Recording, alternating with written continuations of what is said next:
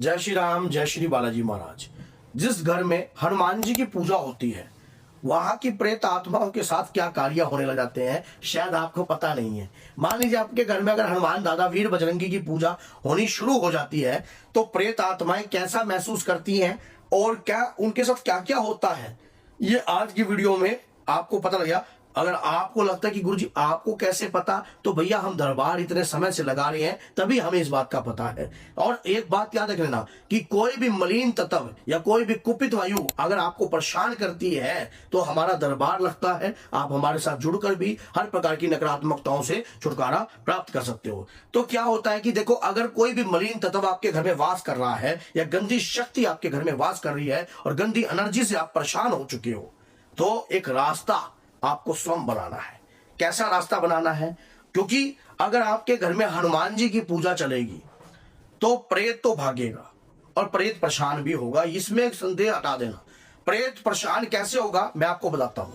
आपने एक नियम बना लिया कि मैं डेली हनुमान जी की पूजा करूंगा या करूंगी, और आप डेली हनुमान जी की पूजा कर रहे हो और कर रही हो। वो डेली हनुमान जी की पूजा करने से घर की नेगेटिविटी जो है दूर भागने लग जाती है। ये बात सच्चाई है। घर में हलचल होने लगती है। जैसे ही घर में पूजा स्टार्ट हुई तो घर में हलचल होगी। प्रेत आत्माएं जो घर में काफी लंबे समय से रह रही हैं, जो कि दाल फ्राई, काजू पनीर, आपके पत्नी का शोषण, आपके बच्चों का शोषण या आपका शोषण जो चीजें कर रही हैं, वो उन्हें तकलीफ होने लग जाएगी हनुमान जी की पूजा से।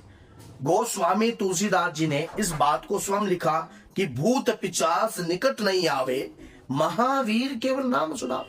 हनुमान जी का तो नाम ही काफी है। अगर आप घर के अंदर दादा वीर बजरंगी का जाप करते हो, उनके मंत्रों का जाप करते हो, उनके नाम का जाप करते हो, तो घर के अंदर रहने वाले प्रेत विचलित हो जाते हैं, प्रेत असंतुलित हो जाते हैं।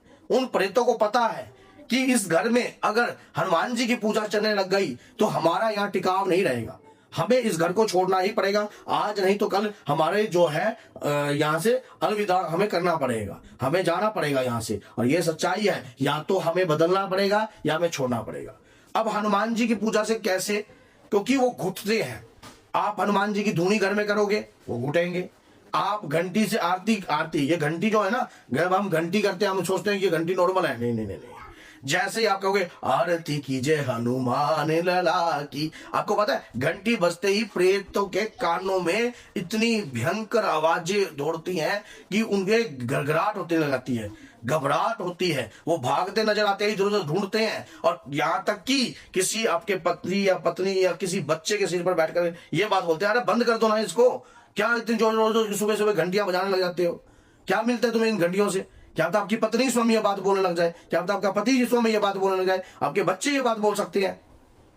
फिर सुबह सुबह अगर आप हरि का नाम या भजन कीर्तन कुछ भी घर में चलाते हो, बच्चों के ऊपर सबसे ज्यादा नकारात्मकता पकड़ती है बच्चों को, क्योंकि उनके शरीर में एक आलस्य होता है। उस आलस्य में प्रेत का वास अपने आप होने लग जाता है। शरीर पर बैठा हुआ प्रेत कहता है भाई ये शरीर मेरे को पसंद है क्योंकि ये आलस्य है और ये शरीर के अंदर मेरा वास जो है अच्छे तरीके से रहेगा, और वो उसके शरीर में प्रवेश करने की कोशिश करता है। और अब वो बच्चा आपका जिद्दी होने लगता है, अड़ियल होने लगता है, पूजा पाठ को स्वीकार नहीं करता है, सुबह उठकर नहाएगा नहीं और भी ऊंचे ऊंचे जवाब देगा, क्यों? उसके शरीर पर प्रेत आने लग गया है।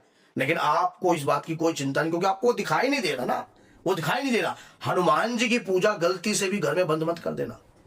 धरती पे ये देव नहीं है, निराला देव है, ये बात याद है। कलयुग तेरे नाम है, ये मेरा वरदान है। प्रभु श्री राम का नाम स्वयं प्रभु श्री राम ने सरयू नदी में जब अपने देह का त्याग कर रहे थे प्रभु, तो स्वयं कहा था कि कलयुग के अंत तक आप मेरा इंतजार करना, मैं कल की रूप में आऊंगा। तो एक बात आप सोच के देखिए, और ये बात सच्चाई है। आज भी हनुमान जी प्रभु राम के नाम का इंतजार कर रहे हैं कि प्रभु कब धरती पर कल के रूप में आएंगे और मैं इस देख से फिर प्रभु की भक्ति कर पाऊंगा और उस रूप को देख पाऊंगा। तो आप सोच के देखिए कि जैसे जैसे आप पूजा पाठ करते हो, जैसे जैसे आप नियम करते हो, जैसे जैसे घर में धूना करते हो, ये प्रेतों की क्या औकात, इन प्रेतों की क्या औकात? हो तो कलयुग भी उनसे भयभीत होता है। जहां हरि कीर्तन होता है वहां हनुमान जी रक्षा करते हैं। जैसे आपके घर में आप भजन कीर्तन करने लग गए, घर के अंदर पूजा करने लगे, प्रेत तो विचलित होने लगते हैं। आपके घर में रहने वाले प्रेत विचलित हो जाएंगे, तुरंत आपके घर के रहने वाले प्रेत जो है भागते नजर आएंगे। घर में भजन कीर्तन चलने लग गया है, और ये कहां प्रेतों को बर्दाश्त है? अगर घर के कोई पितर है और वो हल्के प्रेत है तो वो होता है भैया चलो अपना भैया प्रेत योनि से मुक्ति मिल रही है, प्रभु के नाम का भजन चल रहा है चलो, क्योंकि वो तो पहले भी बंधन में थे ना, वो तो पहले भी बंधन में थे। या कोई गंदी आत्मा, अगर शक्तिशाली प्रेत या कोई मलिन या कोई खबीज या कोई गंदी एनर्जी पावरफुल अगर पहले से घर में रह रही है तो वो ये बात सोचती है भाई अगर ये हट गया, इनको पितरों को, ये तो पितरों को तो पहले नहीं आगे आने देते थे, पितरों को तो कुछ मिलता नहीं था, अब वो उन्हें या तो घर से निकलना पड़ता है या वो किसी न किसी तरीके से काबू आ जाते हैं आपके ही, या कुछ ना कुछ अपने आप को बदल देते हैं या भक्ति पूजा पाठ में जाते हैं। तो अगर आपके घर में हनुमान जी की पूजा चलने लग जाएगी ना तो प्रेत भयभीत होता है, घबराहट होता है, और प्रेत जो है अपने आप को बदलता है 100%, और वो कटता भी है। गीता में इस बात का उल्लेखन भगवान श्री कृष्ण ने स्वयं कहा है अर्जुन को। क्या एक ही बात कही है कि ना तो आत्मा गलती, ना आत्मा मरती, ना आत्मा जलती, ना आत्मा कटती, लेकिन आत्मा का संहार होता है। तो प्रभु नाम से ही आत्मा का संहार होता है। गोस्वामी तुलसीदास जी इस बात को लिख चुके हैं।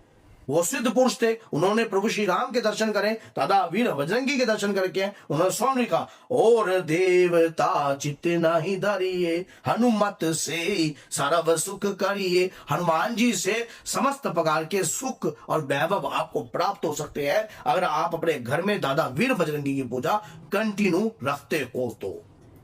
लेकिन अगर कोई व्यक्ति, घर का एक व्यक्ति भी अगर ये पूजा को छोड़ता है, अब अधिकतर लेडीज को रहती है मेंस्ट्रुअल, अब मेंस्ट्रुअल में व्यक्ति होता है मेंस्ट्रुअल आ गई, इसको पूजा छुड़वा दो, इसको पहले पुरानी सोचों से हट जाओ। लेडीज को कभी भी पूजा नहीं छोड़नी चाहिए। मंदिर में आप पुस्तक को हाथ ना लगाओ, लेकिन आजकल तो टेक्नोलॉजी आ रही है, मोबाइल चलाकर आप ध्यान लगाकर मंदिर के बाहर भी बैठ सकते हो, अपने घर के मंदिर के बाहर बैठकर आप पूजा पाठ कर सकते हो। ऐसा नहीं है कि आप पूजा पाठ नहीं कर सकते। तो अगर आप यही चीज आपको पूजा नहीं करनी देती है, इसलिए कुछ प्रेत आपके ऊपर भी अपना हक जमा लेते हैं। आप देख लेना, लेडीज को भी प्रेत शीर्षदा से पकड़ लेता है। और अगर आप पूजा पाठ करते हो तो प्रेत की हिम्मत नहीं है कि आपके ऊपर हैवी हो सके, उसकी हिम्मत नहीं है कि आपका शरीर, आपकी देह को कब्जे में कर सके। लेकिन आप स्वयं कब्जे में करवाना चाहते हो तब जाकर ऐसा कार्य होता है। अगर आप भी नहीं चाहते कि आपके घर में भी कोई प्रेत पनपे और आपके ऊपर हैवी होए तो मेरी बातों को इग्नोर मत करना, इन्हें गौर जरूर करना। और आप हमारे से भी संपर्क कर सकते हो। हमारा नंबर चैनल में दिया गया है, नंबर 7015607300। इस नंबर पर कॉन्टैक्ट कर आप हमारे से भी संपर्क कर सकते हो और इस प्रकार की चीजों से बच सकते हो। तो अगर ये वीडियो आपको अच्छी लगी है तो 10 लोगों तक जरूर शेयर करना। और अगर आपके साथ भी कुछ ऐसा बीत रहा है तो कमेंट बॉक्स में जरूर लिखना कि हमारे साथ ये चीजें बीत चुकी है, ये चीजें हो रही हैं। और दरबार की मेंबरशिप ले लीजिए, और जब मैं लाइव आता हूं तो आपके कमेंट पढ़ने में और भी ज्यादा आसानी होती है। तो बोलिए जय सीताराम, जय माता दी।